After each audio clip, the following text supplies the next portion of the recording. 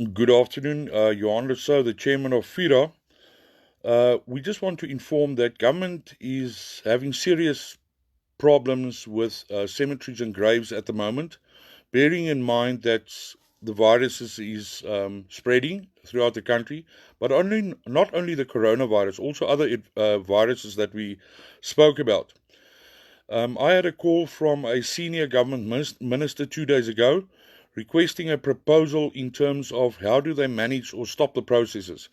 And the idea was that we look at the total overall management, evaluation, and monitoring in conjunction with government and other stakeholders.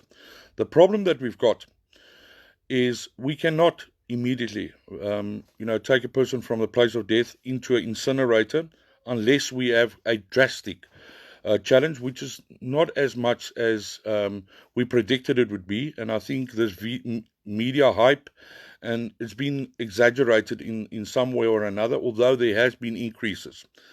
But there is a serious shortage of land. An alternative measure could be offered through our advice, which is a little bit different from your current scenario. We can offer alternatives for coffins that will absorb the body fluids going through the coffins because it's not SABS approved.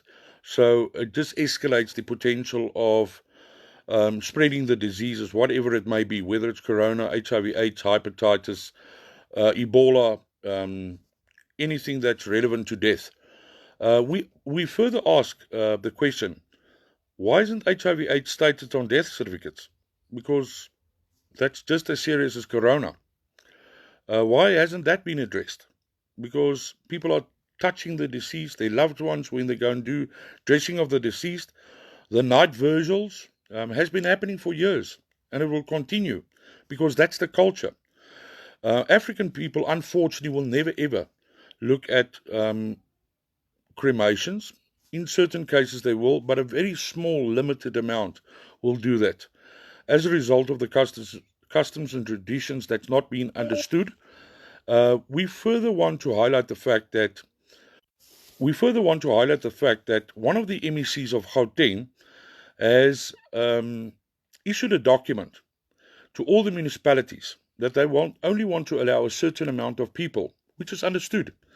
The first regulation said 50 per funeral, but now they want to determine the times and determine how much people collectively needs to be in a cemetery, wanting to change that from 50 per funeral to 50 per cemetery at a certain stage, which we also understand.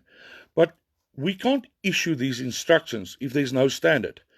If it's the Department of Health that issue these letters, we need to keep in mind that the Health Department and Environment is not in charge of the funeral industry in terms of the Constitution. Municipalities think that they're in charge. They're not in charge. And that could be challenged because it's not only affecting their own rules now, it's affecting the public and the industry. So how can we accept or expect 10 people to attend a funeral in a cemetery if there's 5 funerals next to each other? We need to start becoming realistic. We need to take the public into consideration, but the public also need to understand that there's certain health threats, including the funeral industry, and that's how it's been done. But the reality is, the MEC that sent this document through to all the municipalities hasn't signed the document. So how can you enforce a document or a standard which is not signed by the MEC? We need to address these matters as a matter of urgency so that we could accommodate the industry, we could accommodate the public, and we could guide and assist government, because unfortunately they do not have the knowledge base about the operational aspects of a funeral parlour. And the same applies to most other government departments, because unfortunately government departments think that a funeral parlour owner is driving up and down the country to go and register deaths and remove deceased. Why does he have people? So we need a more integrated system that speaks to each other, because unfortunately it's not happening. And it causes a variety of problems impacting onto the funeral industry and the public. And at the end of the day, government is just discrediting themselves because they don't have an integrated system. We need the government departments to work together on the same database with the same information. Forensic services, Home Affairs, Health, Kokta, Solga, each and everyone needs to have a central database so that that information could be shared. So if a person needs to register death in Cape Town and they stay in Bloemfontein, they don't need to go, the person himself, to go and remove the deceased. He sends a staff member, because if they need to do that, government will start forcing the industry to, to make people's work unavailable, making them redundant. We can't afford that. So the thing is, government must understand, if a funeral company is registered in Bloemfontein and he wants to register a death in Cape Town, he's allowed to do that because he's supposed to be on the database. But as I said the other day, the left hand doesn't know what the right hand is doing. And that creates a huge challenge. It creates a challenge for industry players, the public, because they need to accommodate these people. So how can you expect a person to travel 1,000 kilometers with a family whilst they're in a period of mourning to accommodate these aspects? It's almost ridiculous what has been expected. But because of our proposals to Home Affairs and Health and Forensics, to national and provincial governments, has not been addressed. That's why we're once again sitting with these problems. So we once again plead to government and say to them, look at our proposals, create a standard, integrated operating procedure with standard documents, not an empty letterhead that comes through and say, this is a permit. Tell us, who is the permit? By who is it issued? Is it issued by Kokta? Is it issued by Health? Is it issued by Environment? Is it issued by the municipality? Is it issued by the president? It's not happening. They give us guidelines, but the documentation attached to that as annexures has got no standards. Please, people, let's work together. Let's solve this problem. Corona is increasing daily. Each day after each day, it's getting more, and it's going to get worse. We've seen what's happening all over the world. Let's get our ducks in a row. Let's assist each other, and let industry become involved in the decision-making processes with government, not associations with vested interest, people that's been involved in the industry, that researched the industry, that's got the operational knowledge about the industry to solve the problems. We've got solutions to each and every problem that's adhered to, or that needs to be adhered to within the funeral industry. And we once again plead with government to come to the party. We will sit around them with a table, a round table discussion with them. Sorry for mixing my words, because I see that people are just looking and watching what we are saying, and it's very important that they know so that we can share this message. The industry is struggling as a result of government's inability to regulate, to put the standards in place, and that's what we want. We want to integrate the system with the standard documents, with standard guidelines, which we've presented to government in 2007, 2008. It hasn't been implemented. And now that, which has been opposed by association, now impacts on their membership, which now are losing money, which now are getting threatened, they're getting harassed. And all that we seek is, let's get a standard in place, guided by legislation, by the right government department, not by a department which think, or officials that think that in charge of the funeral industry. Because we spoke to a official this afternoon, and he says no one will tell him what to do. And when I started giving them the facts, he realized that he doesn't know what is happening.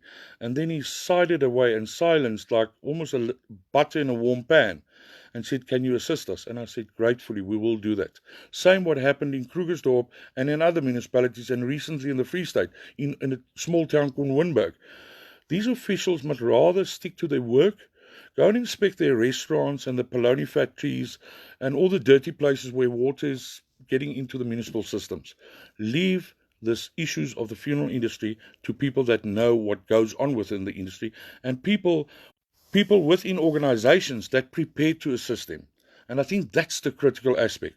People need to understand that there's a huge difference between the actual operations and what legislation says. It doesn't happen as smooth as they think it happens.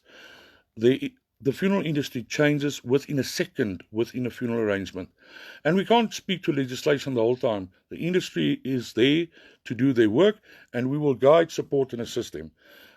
Just as much as we will support and assist government if they do their work right. because the largest, biggest problem of the South African funeral industry is not the funeral itself. It's government not providing the guidelines. And that's why Fira has been vindicated, and that's why Fira has been taken to court. A lot of things has happened. Everyone knows what is happening. It's not our responsibility to do that anymore. Our responsibility is there to assist, to guide, to support, to mentor, and see that the funeral industry is being assisted. I think that's our main priority. We don't want to sit and argue and sit in a court process every day. We want to be assisting the industry, the public, and guiding government what they're supposed to do, which hasn't happened for the past 20 years. And be that as it may, it's not only the past 20 years. Since 1956, when the first funeral association was established, nothing really happened that assists the funeral industry. Over and above the fact that there's got service agreements between each other, removal agreements between each other, and storage agreements. That's basically the only thing that's happening in terms of assisting the funeral industry amongst associations. It's not working, because ultimately one association fights against the next association in terms of pricing and who has been affected. It's the public out there. So Fira at this point in time are developing a product that will solve that issues with immediate effect. So the public or the funeral industry is not affected, and that they're not pushed into a direction whereby they need to use a specific organization. Because we think it's unfair. We think it's in terms of the Consumer Protection Act. It's unfair to tell a funeral parlour which association they need to join. And when they join them, they have to change back from that association because they won't assist them nationally. That's manipulative. Over and above the fact that it's manipulative, it is against the law in terms of the Consumer Protection Act. It's the right of a funeral parlour to have an organisation of their choice. Not to be told that you won't get business if you're not with this organisation. It shows that the Competitions Commission needs to act, government needs to act, everyone needs to act. DTI needs to act. Nothing in charge of the funeral industry. The Law Reform Commission, engaging since 2016. Up to date, we got a letter and just seeking information. Please, sir, if you seek my information, do you know what's my bank account? Phone me, I'll give it to you. Sick and tired of becoming the yellow pages in the library of the funeral. To get the knowledge and the support that you need, you pay, and other than that, you can contact me and you will pay a consultation fee just as because that's the problem, that everyone thinks that they know the funeral industry. They don't know the funeral industry as good as other people. We're not saying we are the best, but what we are saying, the little that we know, and that is to prevent a disaster going forward, to assist the public, the industry, and government. Thank you very much. Enjoy your day.